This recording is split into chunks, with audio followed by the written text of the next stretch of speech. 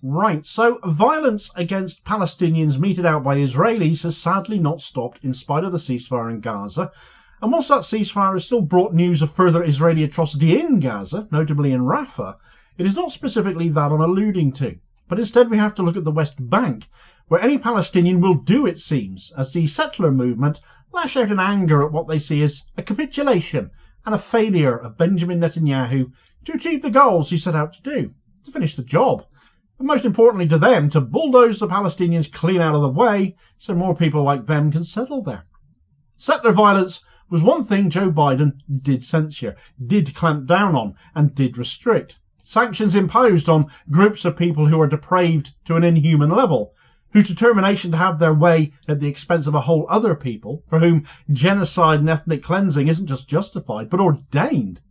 But now they've been let off the leash.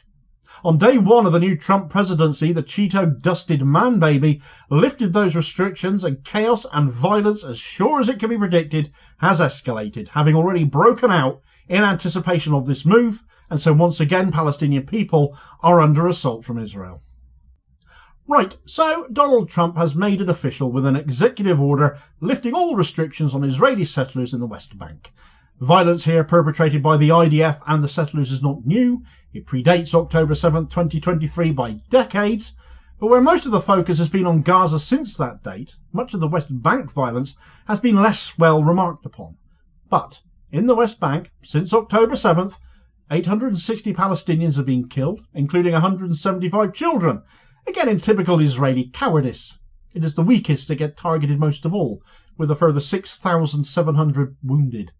Stats you'd imagine coming from a war zone, frankly, not the part of the state of Palestine that was not under Israeli invasion at that point, but this is par for the course when you do live under Israeli occupation. There's a bit of context and he's adding in here as well, though. A few days before, all Israeli settlers that were in administrative detention awaiting trial for previous wrongdoing all got released. They were on trial for racist and violent crimes meted out against Palestinians in the West Bank, and the demented Israeli Defense Minister Israel Katz released them all, and chose to do so by saying he was tying it to the release of all the Palestinian hostages he was having to release as well as part of the hostage exchange deal. All charges lifted, no trials happening.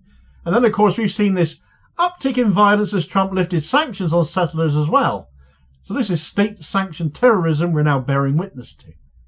The Palestinian Ministry of Foreign Affairs said in a statement that lifting sanctions on extremist settlers encourages them to commit more crimes against our people.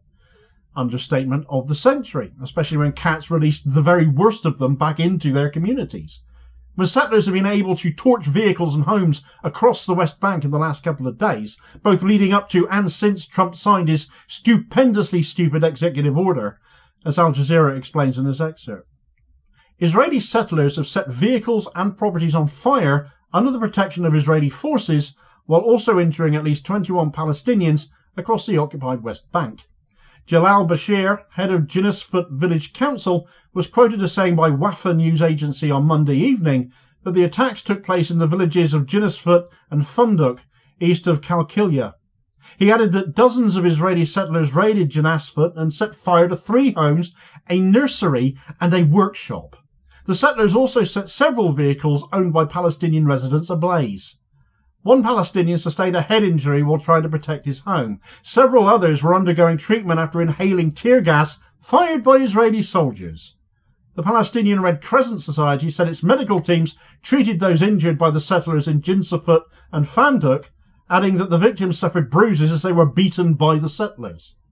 In the southern West Bank, Israeli settlers also stormed a Palestinian home in the Masafir Yatta area. Dozens of settlers attacked Palestinian vehicles with stones south of Hebron, damaging several of them. These aren't the only reported attacks either. The human rights monitoring organisation in Palestine, Yesh Din, who are an Israeli-based non-profit who have spent the last 20 years fighting for the human rights of Palestinian people in the face of Israeli settler violence and that of the IDF as Palestine has continued to receive under Israeli occupation as they are, put out on their Twitter account 2 videos showing Palestinian homes engulfed in flames after being torched by extremist settlers. Terrorism, as this blatantly is, accompanied by the caption, "Ceasefire, not in the West Bank," Tonight, dozens of settlers are attacking Palestinian villages across the West Bank. In the village of Sinjil, settlers set fire to 2 homes and at least 4 vehicles. In the village of Ein Sinia, settlers attacked and set fire to homes. In Tumasaya, dozens of settlers attacked and caused damage to property. On Route 60, near a Luban al-Shaqiya, settlers hurled stones at vehicles. One revealed 2 homes and 4 vehicles on fire in the village of Sinjil, to the northeast of Ramallah, and the other took place in Ein Sinia, a village north of Ramallah, where more homes were torched. Of course, Trump's move has been warmly welcomed by the settlers and those who represent them. Yossi Dagan, head of the Northern West Bank Settlements Council, said the reversal of the scandalous sanctions was a political message that the United States has returned to being our friend, according to Israeli media. This is a righting of an injustice of many years, in which distorted policies were pursued by the American administration and also by local elements who confused lovers with enemies, Itamar Ben-Gvir, the far-right former National Security Minister, said on X. His ally, Finance Minister Bezalel Smotrich, said Trump's stand shows his deep connection to the Jewish people and our historic right to our land. These sanctions were a serious act of blatant foreign interference in the internal affairs of the State of Israel and harmed the principles of democracy and the mutual relationship between the 2 friendly countries, he said. Oh, so the US has stopped being your friend? Well, I'm sure US citizens dumbfounded by the amount of financial and military aid Biden sent you will be delighted to hear how ungrateful you've all been, especially when those who have endured floods or wildfires in the US, where there was apparently no cash available to help because it was all going to you and your genocidal apartheid government. And of course there were the warm words of those representatives of the settler movement, extremist Israeli politicians for an extremist bunch of depraved individuals, as we heard warm praise for Trump from Itamar Ben-Gvir and Bezalel Smotrich. Of course there are those who have been meting out further attacks who are not just taking advantage of the lifting of sanctions upon them, but anger at the Netanyahu government for having failed, as they see it, in their supposed war against Hamas, which was in reality a genocide against the people of Gaza more than taking on Hamas. And certainly if Israel's goals were to be achieved, and Netanyahu is still saying he intends to achieve all of his goals, then the biggest problem he has is he's demonstrably done the complete opposite. Rescue the hostages and end Hamas was always supposed to be the aim, wasn't it? Instead, Hamas are now stronger than ever, it seems, and as for releasing all the hostages, well, it depends on how long the ceasefire lasts, doesn't it? Because if anyone will end up collapsing it, it won't be the people of Gaza doing that. And it won't be Hamas doing that either. The hostages they took were taken in order to get more prisoner exchanges after all. Though truthfully, those prisoners are as much hostages of Israel as those people Hamas took are hostages in Gaza. Israelis will view that as Hamas having got their own way, though. Never mind, Israel has flattened Gaza from north to south before it came to be. A hostage swap is now what we see. Many more Palestinians being freed than Israelis because Israel holds so many more people after all. 90 Palestinians got released on Sunday for those 3 young Israeli women. But less well broadcast was the fact that in the West Bank, on that day, Israel took another 63 Palestinian hostages. Got to restock, got to keep the dungeons full, it seems. Netanyahu's failure and the bad press he's getting gets redoubled, though, when even those as cruel and inhumane as he is, as these settlers are, puts the boot into him too, as retired General Giora Island, the architect of that so-called general's plan, has said too in a statement. In a striking admission during a press conference broadcast on Channel 12, Reserve Major General Giora Island confessed that Israel lost the war in Gaza and failed to achieve its strategic objectives. Island, the architect of the brutal general's plan, acknowledged that Hamas not only survived Israel's campaign but emerged stronger, solidifying its control over Gaza. He described the outcome as a resounding failure for Israel and added that there will be no renewal of the war. The general's plan, which is said to have been devised to dismantle Hamas's power, relied on inhumane measures, starving Gaza's population, exterminating resistance, and forcibly displacing civilians from northern Gaza to isolate resistance fighters. This ruthless surrender or starve approach turned mass suffering into a weapon of war. However, Ireland admitted that the plan disastrously backfired, with Israel unable to prevent Hamas from regrouping and rearming under the terms of the ceasefire.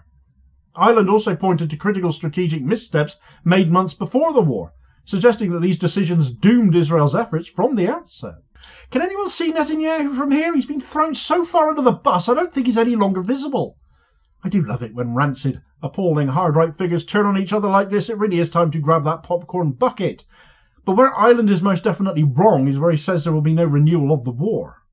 Netanyahu already has Trump's assent to restart it. It'll start again maybe in a few days, maybe in a few weeks, maybe in 42 days' time at the end of that first phase. But he can't afford to not start it again at some point. In the meantime, genocidal Israelis who see Palestinians as less than human will keep getting their fix thanks to Trump lifting sanctions upon them. And I fear settler violence is going to become a bigger and bigger issue. And one we have to make sure that we highlight as the media inevitably end up ignoring it. Meanwhile, of course, even as the ceasefire came into effect on Sunday, Netanyahu changed the deal again, didn't he? This time not wrecking it entirely, though. He absolutely tried to. Again, reinforcing why this ceasefire can't ever be permanent. He'd quite frankly rather there wasn't one at all even now. Get all the details of that stunt in this video recommendation here as your suggested next watch. Please do also hit like, share and subscribe to the channel too so you don't miss new daily content and help support the channel, which is of course massively appreciated. And I'll hopefully catch you on the next vid. Cheers folks.